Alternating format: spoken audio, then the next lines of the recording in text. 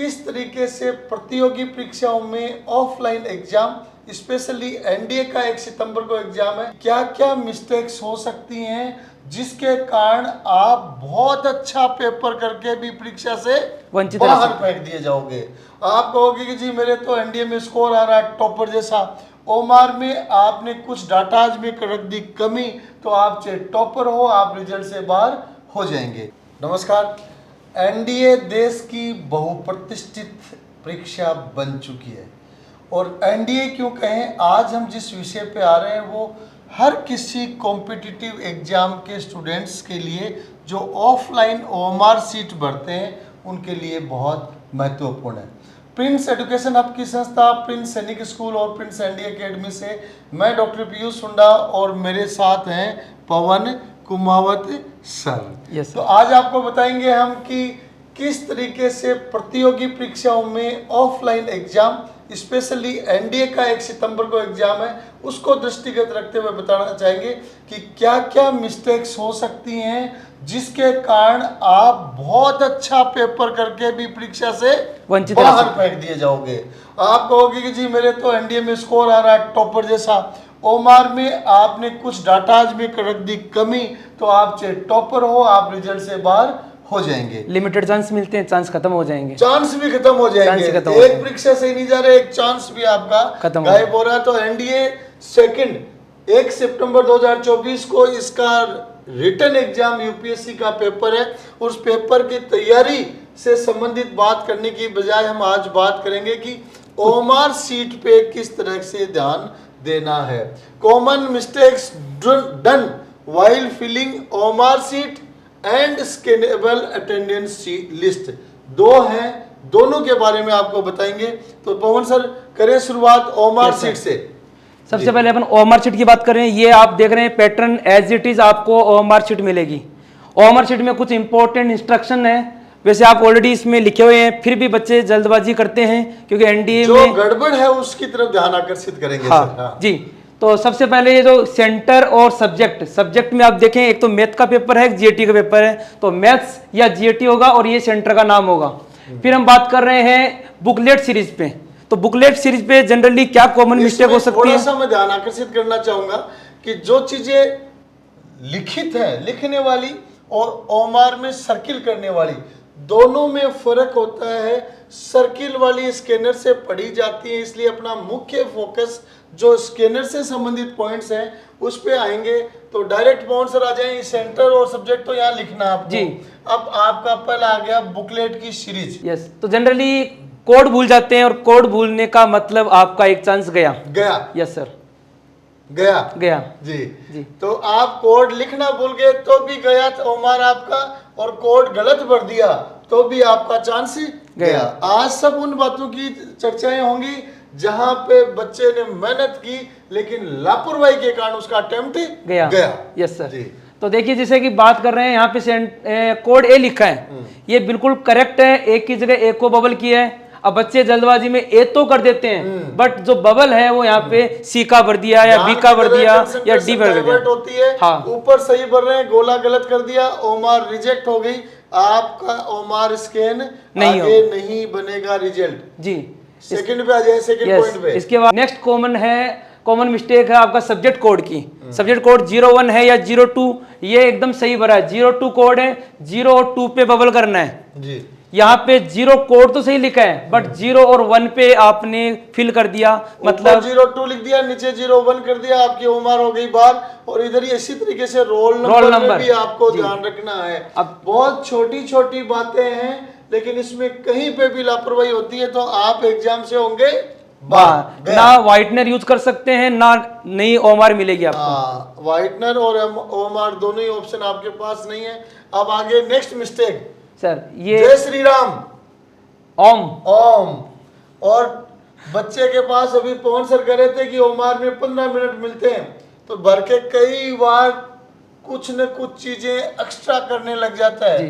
आपको यहाँ bar code दिख रहा है, बच्चे ने यहाँ लिख दिया जय श्री राम ओम, यहाँ बैठा बैठा मार्कर चलाने लग गया, यहाँ डिजाइन बनाने लग गया, आर्किटेक्ट हो गया, इन सब स्थितियों में आपकी ओएमआर को रिजेक्ट कर दिया जाएगा। जी सर, बिल्कुल। बहुत सारे बच्चे श्री गणेशाय नमः लिखते हैं और चीजें भी लिखते हैं, लेकिन ये जो डाटा आपको दिखाए जा रहे हैं ये हमारे द्वारा बनाए हुए नहीं, ये यूपीएससी की स्टैंडर्ड वेबसाइट है, उस पे दिया गया है कि आप सरस्वती माँ, जय श्री राम, गणेशाय नमः ऐसा कुछ भी ओएमआर में नहीं लिखें। डेली पढ़ते हैं उस टाइम लिखते जाओ, लेकिन ओएमआर में नहीं लिखना है, और ओएमआर के साथ कोई ज्यादा छेड़छाड़ गुस्ताखी नहीं करनी है, नहीं तो एग्जाम से गया। यस। इसके बाद में बात कर रहे हैं आंसर्स की। जब आप आंसर देते हैं तो ये तो जनरली बच्चे प्रैक्टिस में रखते हैं। आंसर का सही भरने का पैटर्न ये है, पूरा बबल भरें। इसके लिए आप मोटी इंक वाला पेन यूज कर सकते हैं। ज्यादातर बच्चे सस्ता पेन कहाँ में लेते हैं, 2-3 रुपए वाला, तो उसमें उसका पिन बारीक होता है। महंगा रोए एक बार और सस्ता रोए बार बार। हाँ। तो आप अच्छा पेन यूज करें जिससे बबल आपका जल्दी फिल हो जाए। ये आपका आधा कटा हुआ बबल नहीं चलेगा। बबल के सारे तरीके जो गलत है, आपने पेरिफेरी में बाउंड्री में भर दिया बबल, सेंटर से खाली गलत, एक साइड से भर दिया गलत, सेंटर से भर दिया बाउंड्री खाली गलत, आपने दूसरी साइड से भर दिया गलत। तो आपको पूरा बबल भरना है। शॉर्ट एंड स्वीट चलेंगे पवन सर, बच्चों का समय बहुत महत्वपूर्ण है। एक नई शीट आ गई है नेक्स्ट, स्कैनेबल अटेंडेंस लिस्ट। ये ओएमआर से अलग है भाई साहब जी। जब आप पेपर दे रहे होते हो अचानक से इन्विजिलेटर आता है और आपको ये सीट पकड़ाता है, अचानक से हनुमान जी की तरह आके कूद जाता है। और जब आप पेपर कर रहे होते हैं तो एकदम से आपको कुछ समझ में नहीं आता कि कौन सी चीज कहाँ भरनी है। तो ये ध्यान दें, स्कैनेबल अटेंडेंस लिस्ट है, ये अलग होती है और मेरे हिसाब से ये एनडीए की स्पेसिफिक है। हाँ सर। और इसमें डाटा में अलग अलग बॉक्स बने हुए हैं, इनकी क्या इंपॉर्टेंस है आगे जाने, बहुत महत्वपूर्ण है। तो इसमें आपको देखें कुछ एंट्रीज तो ऑलरेडी फिल की हुई है, जैसा कि इसमें फोटो लगा हुआ है, आपने जो फॉर्म फिल करते हुए सिग्नेचर किए थे वो सिग्नेचर है और रोल नंबर है।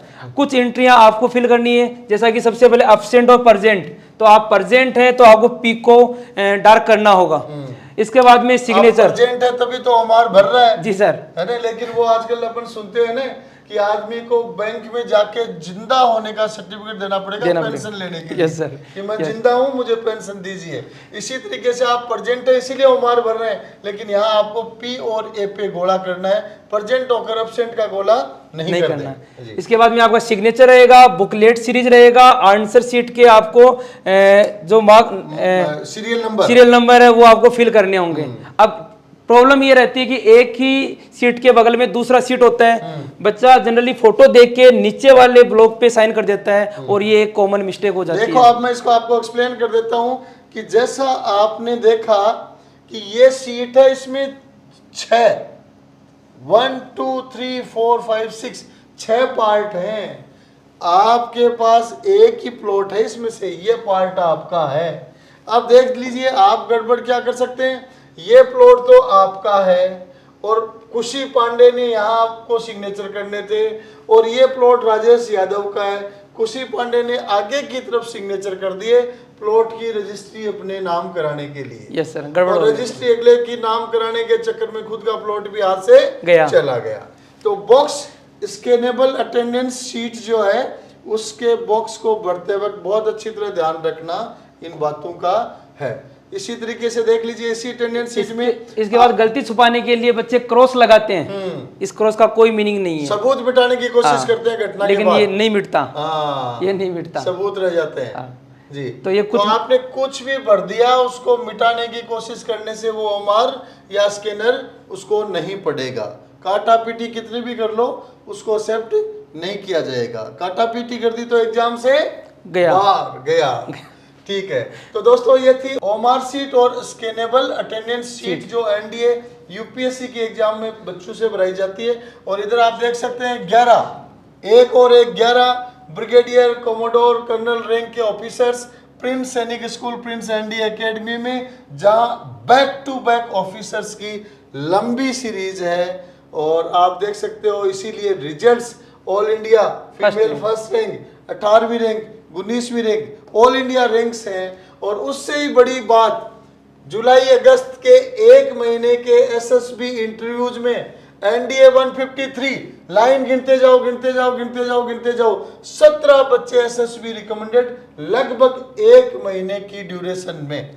अक्सर आप देखेंगे किसी एक सैनिक स्कूल से पूरी साल में एनडीए फर्स्ट सेकंड को मिलाकर 5, 10, 15 बच्चे रिकमेंड होते हैं, लेकिन यहाँ एक फेज में 17 बच्चे रिकमेंड हो चुके और हैं। अभी चल रहा है सर, चलता ही जाएगा। टीईएस और नेवी बीटेक के अभी आने बाकी है। उसके बाद 154 आ जाएगा और एक साल में 50 एसएसबी रिकमेंडेड कैडेट्स का टारगेट प्रिंस का है, और उस टारगेट को हम निश्चित रूप से हासिल करेंगे। लास्ट ईयर हमने एक साल में 30 एसएसबी रिकमेंडेड कैडेट्स दिए थे और इस साल 30 से सीधा 50 हाफ सेंचुरी का टारगेट है, पूरा करेंगे। और इसी तरीके से आप देख सकते हैं रिजल्ट्स के कहानी प्रिंस का नाम है। आज के दिन एनडीए जैसी उच्च स्तरीय प्रतियोगी परीक्षाओं में स्पेशली एसएसबी इंटरव्यू की तैयारी के लिए एक मजबूत संस्था, मजबूत टीम, लंबा चौड़ा अनुभव होना जरूरी है, और उसके आधार पर ही प्रिंस के जो एसएसबी रिकमेंडेड कैडेट्स के जो रिकॉर्ड्स अभी बनते जा रहे हैं, हम उम्मीद करते हैं आने वाले समय में प्रिंस का नाम देश की नंबर 1 एनडीए एकेडमी के तौर पे जाना जाने वाला है। अब बात कर रहे हैं उन बच्चों के लिए जिनका ये अटेम्प्ट नहीं था, आगे वाला अटेम्प्ट है अप्रैल वाला, या फिर किसी कारण से इस एग्जाम में रह जाते हैं। ये अटेम्प्ट तो अगर गया तो उन बच्चों के लिए हम 2 सितंबर से नया बैच शुरू कर रहे हैं। बिल्कुल एज इट इज जो पैटर्न रहा एनडीए का उसी की तरह शुरू करेंगे, और ये आने वाले 16 अप्रैल 2025 के लिए एनडीए फर्स्ट 2025 के एनडीए फर्स्ट के लिए 2 सितंबर से यूपीएससी प्लस एसएसबी के नए batches Prince NDA academy Sikar Rajasthan में प्रारंभ होने वाले हैं, और इस बैच की फीस भी शॉर्ट कर दी गई है, कम कर दी गई है, कट कर दी गई है, क्योंकि ड्यूरेशन कम बचा हुआ है। तो जो भी बच्चे आगे जाकर एनडीए एसएसबी ऑफिसर पढ़ना चाहते हैं वो प्रिंस एनडीए एकेडमी देश की नंबर 1 एनडीए एकेडमी का दामन थाम ले, हाथ को पकड़ लें और 2 सितंबर से नए बैच में आ जाएं, और अप्रैल में जो आपका अटेम्प्ट होगा तब तक एनडीए यूपीएससी एसएसबी सबकी तैयारी आपकी चलती जाएगी। यस सर जी। तो अभी जो बच्चे 1 सितंबर को एनडीए एग्जाम दे रहे हैं उन लोगों के उज्जवल भविष्य के लिए हमारी बहुत बहुत शुभकामनाएं। एनडीए सेकंड आपके लिए सफलताओं और उपलब्धियों से भरा हो, आपका स्कोर हाई नहीं वेरी हाई हो। Wish you all the best.